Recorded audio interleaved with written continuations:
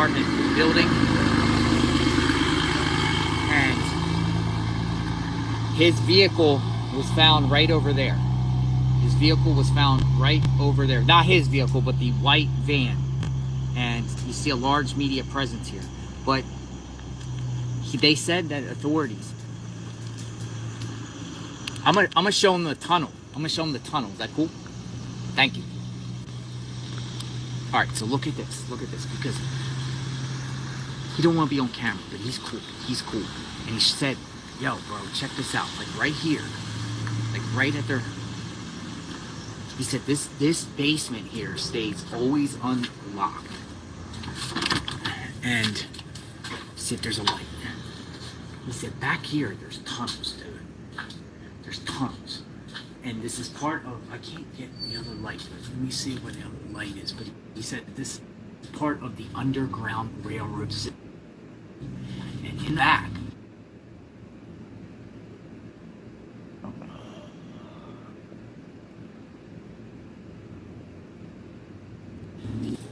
sorry. Yeah, it's scary. Let me get the flashlight and then show you. Wow.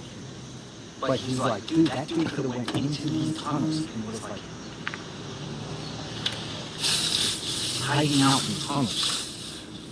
And get as soon as I get this flashlight, we'll be able to see. Got the flashlight, folks. Got the flashlight.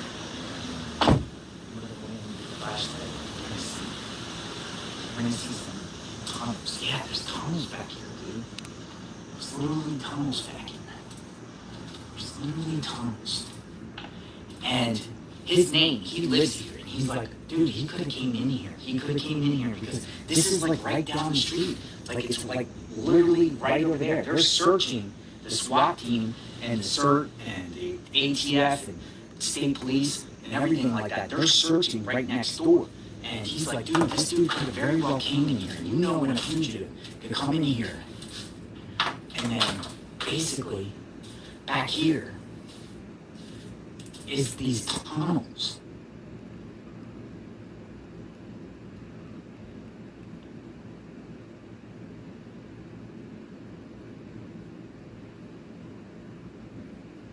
Reception gets bad, but you guys get what I'm saying. I can't get over there because the reception's bad. There's tunnels back there, folks. There's tunnels. And it's part of the Underground Railroad system. I mean, see what I'm saying? Right in the back. And it keeps going. And I'm not exaggerating here. It literally, he said it goes all the way back underground. So, I don't know where this dude is. But I'm telling you, people, they think he's still in this area. Until proven otherwise, until otherwise, they think he is here. They think he is somewhere in Chester County, all in this rural area. Now, I'm going to show you some things. I've been talking to everybody right here. The neighbors are so cool. The neighbors in this area are so cool. And the neighbors have been telling me that, one, a bunch of those neighbors told me yesterday authorities were going door to door, asking them if they had any surveillance or any ring cameras or anything to, that day. The owner of the church over here told me, that, and I talked to him, he's the president, he runs the church here. He told me that when the van got left there, that Sunday morning, they had church service there. They had church service there, and it all went down when authorities rushed to this location. They were having church service right here. And he was explaining the whole situation. I forget what he actually says, but he told me, I got an interview with him on camera, which is like totally cool. So, we're cool in that aspect. Over there is so much land and trees and rolling hills that it goes almost all the way to Route 100 from this location. He could be anywhere out here, and we are like trenched in really far into the mountains. And I'm on Nant Neal and Fairview Road.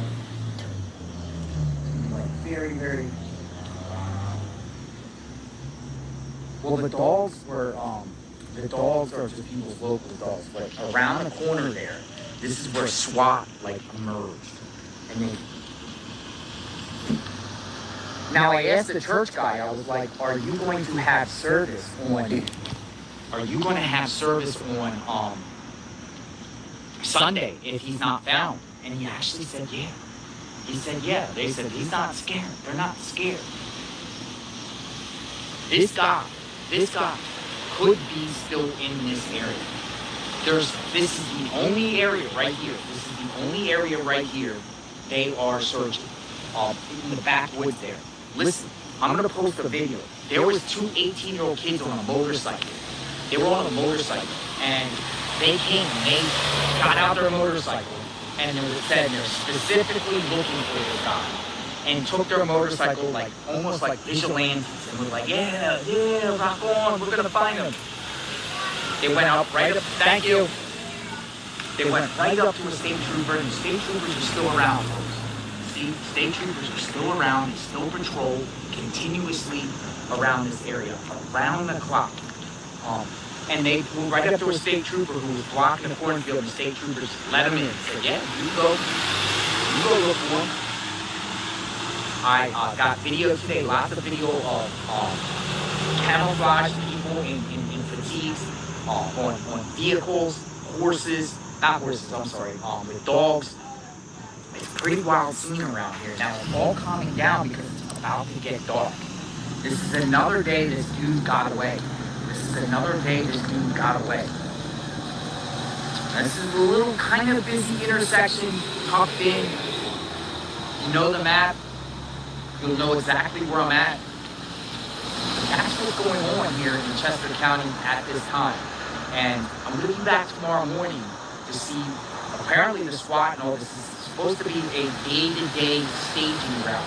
They're going to have to exhaust and go through all these trees here, all different locations around here, and until they exhaust it, and then they might move on. But here's the thing is, at this time, there has been no reported any break-ins around here. There hasn't been any reports of any stolen vehicles. There hasn't been any surveillance of him anywhere outside this area where the van was left. Not at all. Nothing. So the locals, I'm telling you, the locals fear and feel that he is in this location somewhere. They fear and feel that he is somewhere around here, hunkered down. And it's quite possible. I've also was looking at different creeks and streams that are nearby where this van was left. One is the South French Creek. Another concerning thing I have is, and this is interesting, is right where his van is, up the road is an elementary school. It's called French Creek Elementary School. And I don't know if it's open. I drove past earlier. Don't know if it's open, but this is kind of disturbing. I've seen numerous barns back here. I've seen sheds. I've seen outhouses. Richard Dawson YouTube channel. They need to be looking up as well as on the ground when they are searching. I think he is hiding up in the trees. There is a lot of trees around here, believe me. There's a lot of corn. There's a lot of valleys. This is like, it's not the Poconos, but it's like the beginning stages of the Pocono Mountains. It's starting to get rolling hills, but this is as deep entrenched in Chester County that you can be. It's probably one of the most densely areas of Chester County as far as rolling hills, valleys, streams, windy roads, just in this area. It's kind of coincidental. I don't think it's coincidental. It's kind of fishy that his car would suddenly be, or the vehicle that he ditched would suddenly be in this location. I think it's just kind of fishy about that scenario and situation. Nantmeal United Methodist Church, people are leaving. They're done for the day out here. I've been monitoring the situation. Will they expand the perimeter? That remains to be seen. But this is literally the only search area, and you saw them all leave at the beginning of this feed. This is the only search area that is visible to the eye. I have seen people patrolling all around between here and Phoenixville, and I went out to Phoenixville as we discussed earlier today. I went out to Phoenixville. I'm uploading a video now, and maybe it will upload finally, where I went to Bonnie Bray, trailer number 8. I knocked on the door, talked to someone on the surveillance over the Ring camera, the same Ring camera that got Danilo. So it'll be interesting. I don't know. They told me to leave. It's a wild case, people. We're in a wild situation. I'm out remotely. What do you think? Yeah, get thermals, get the ground radars, whatever you have. But they're going to have to go. There's so much land here. I don't know how they can feasibly be able to do it in this army.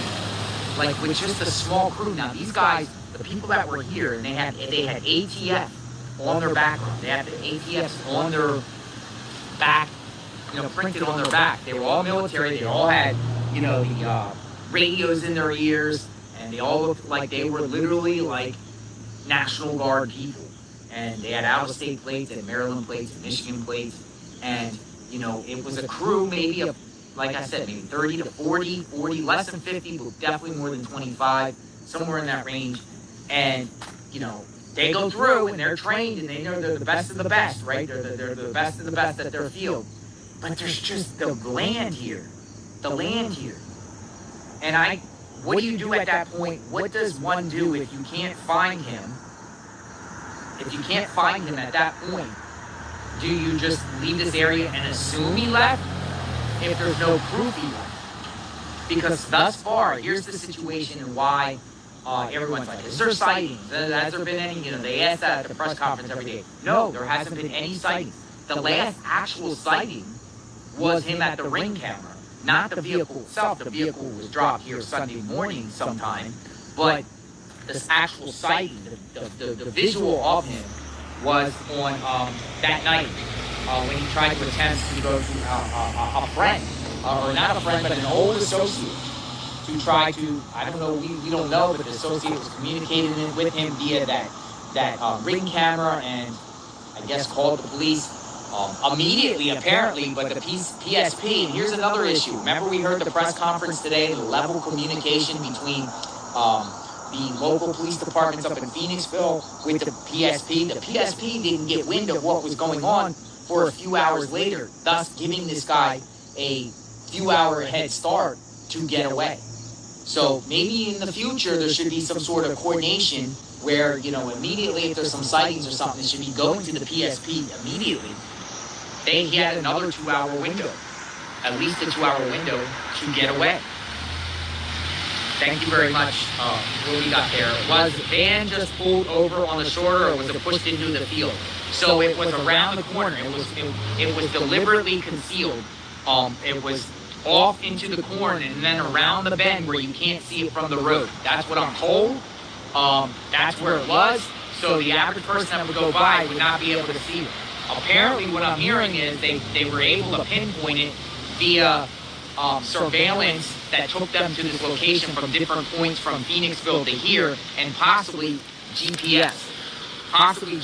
But the GPS thing I'm a little suspect on, because if it was GPS that got that pinpointed, you would think, thank you, God bless you. You said my name, good job, Jonathan.